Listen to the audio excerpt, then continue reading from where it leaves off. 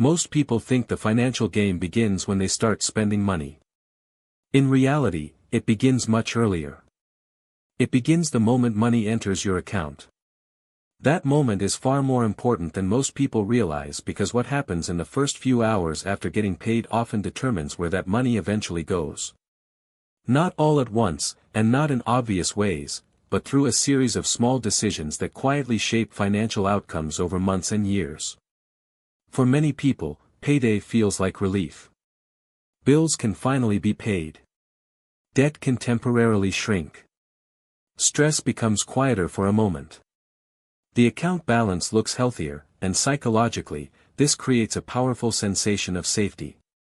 But something interesting happens inside the brain during this moment. Behavioral economists have observed that human beings often treat incoming money differently depending on timing and emotional context. Money received after a stressful period feels like permission. Permission to relax. Permission to reward yourself. Permission to spend. This creates a subtle but powerful trap. The brain starts assigning jobs to money emotionally instead of strategically. A dinner feels deserved. Online shopping feels harmless. Subscriptions feel affordable. Small purchases feel justified because the account balance appears temporarily strong. This is where financial direction is often decided. Not by income. Not by intelligence. Not even by financial knowledge alone. But by sequence. The order in which money gets allocated matters more than most people think. Most households unknowingly follow a default sequence. Income arrives. Spending happens. Bills get paid. Savings, if anything remains, happens last. This sequence seems normal because it feels intuitive. But mathematically, it creates a problem. Whatever is left at the end is usually very little. Why? Because spending naturally expands. Human consumption rarely stays fixed when resources increase. This pattern has existed throughout economic history. As incomes rise, lifestyles tend to rise with them. Bigger homes. Better phones. More convenience. More comfort. More recurring expenses. Each addition feels manageable in isolation. Together, they permanently reshape cash flow. This process is known as lifestyle inflation. And it happens quietly. Almost invisibly. Very few people wake up and consciously decide to trap themselves financially. Instead, they slowly adapt to higher standards of living until those standards feel necessary. This is why the first thing you do after getting paid matters so much. Because the first allocation creates the default path for everything that follows. Here is the most important financial advice many people never hear. Pay your future before you pay your lifestyle. That is the first thing you should do after getting paid. Before entertainment. Before impulse spending. Before lifestyle upgrades. Before optional purchases. Allocate money toward your future first. At first, this sounds simple. Almost too simple. But the deeper mechanics are powerful. When you pay your future first, you reverse the traditional money sequence. Instead of income spending saving, you create income investing/saving spending. That small change transforms financial behavior. Why? Because it changes constraints.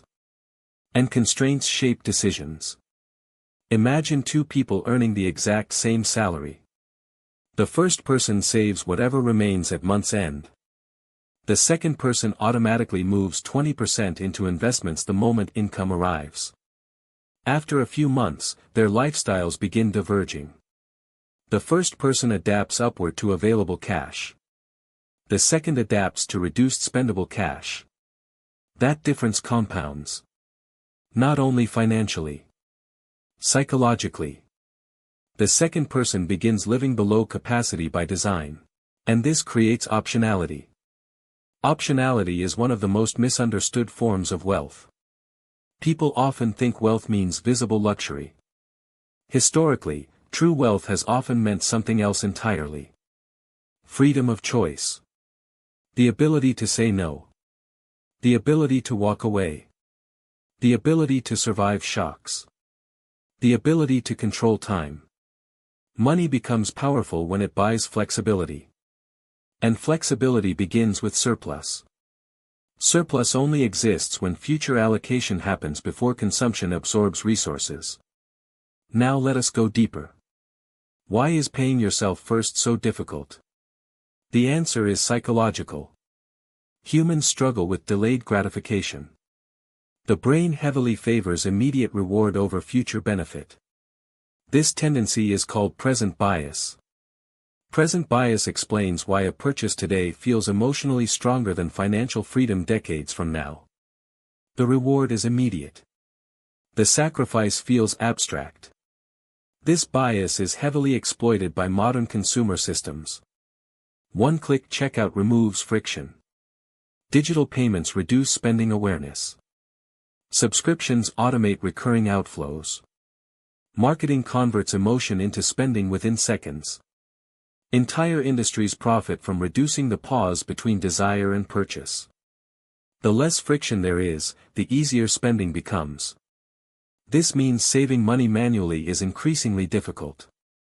That is why automation matters. The best thing you can do after getting paid is remove decision-making from the process. Automate transfers. Automate investing. Automate savings. Why? Because systems outperform motivation.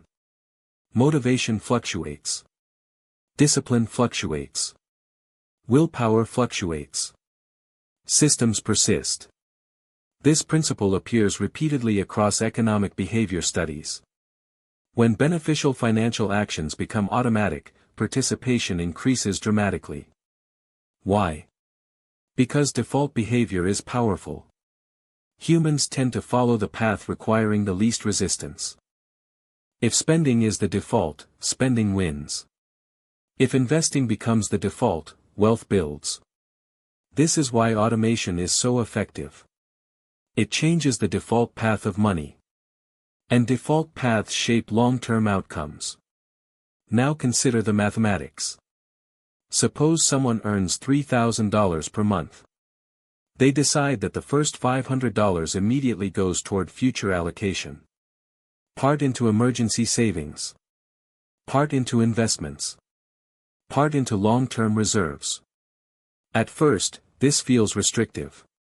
Suddenly, only $2,500 feels available. This creates short-term discomfort. But something important happens. Behavior adjusts. Spending becomes more intentional. Impulse purchases become easier to question. Needs become easier to separate from wants. Over time, this changes identity. And identity matters in finance more than most people realize. A person who consistently pays themselves first stops viewing money the same way. Money becomes more than spending power. It becomes capital. A tool. A worker. An asset-building resource. This identity shift is profound. Because long-term wealth rarely comes from isolated decisions. It comes from repeated systems aligned with a certain identity. Someone who sees themselves as a builder behaves differently from someone who sees money as something to consume. The difference may look invisible day to day.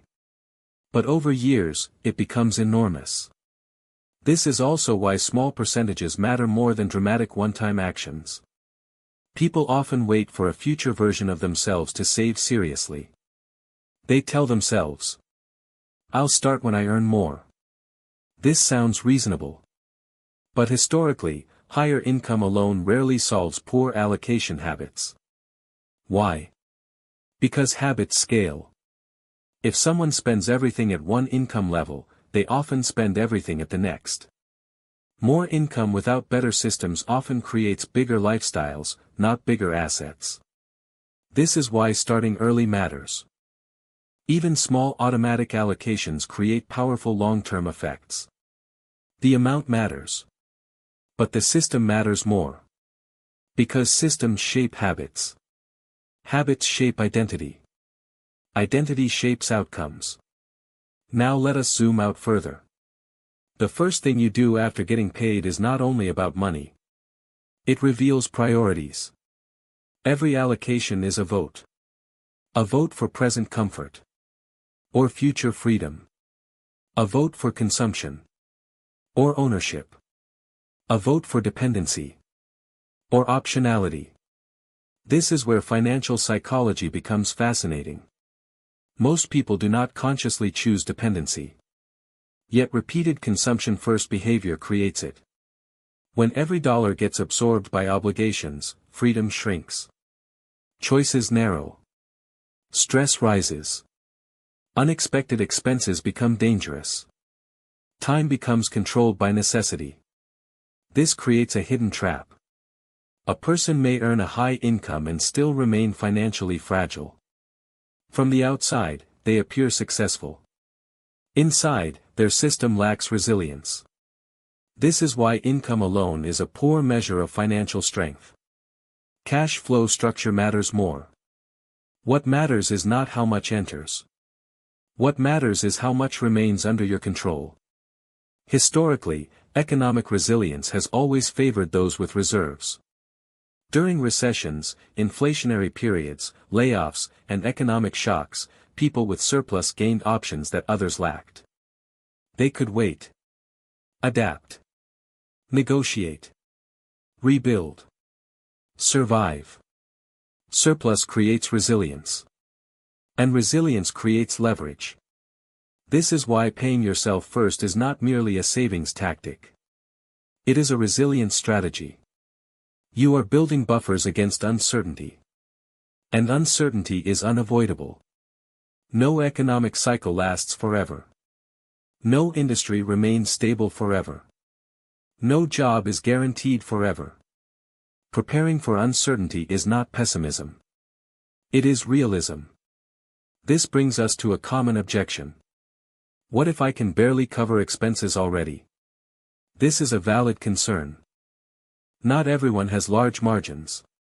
But the principle still applies. Even if the amount is small, the sequence matters. $5. $10. $20. The number is less important than the habit. Because the goal is not only accumulation. The goal is identity formation. You are teaching your brain something powerful. My future has a claim on my income. That belief changes behavior. Over time, the habit becomes normal. And what becomes normal stops feeling painful. This is important because human beings adapt quickly. Just as lifestyles inflate upward, they can also stabilize around intentional constraints. The system you repeat becomes your normal. This is why the first move after payday matters. It sets the tone. It determines whether your future gets funded first or last. And in most cases, whatever gets funded last receives the leftovers. Leftovers rarely build freedom. Intentional allocation does. Eventually, something remarkable happens. As savings grow. As investments compound. As reserves strengthen. Stress begins changing. Not instantly. Not dramatically. Quietly. Unexpected expenses feel less catastrophic. Bills create less emotional pressure. Decisions become calmer. Risk becomes easier to evaluate rationally. The relationship with money changes. This is one of the least discussed rewards of financial discipline. Peace. Not luxury. Not status. Peace. The ability to know that your future is being funded. The ability to know that one emergency will not destroy everything. The ability to know that your system is gradually strengthening. This psychological benefit is enormous. Because money stress rarely stays financial. It spills into health. Relationships. Sleep. Decision-making. Future planning. Reducing financial stress improves far more than bank balances. It improves life quality. And all of this traces back to something surprisingly simple. The first move after payday. Not the second. Not the 10th. The first. Because the first allocation reveals what matters most. So if there is one financial habit worth building, it is this. The moment money enters your account, pay your future first. Even if the amount feels small. Even if progress feels slow.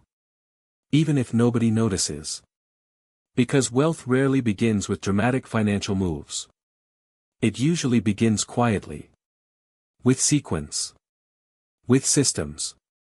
With one intentional decision repeated again and again.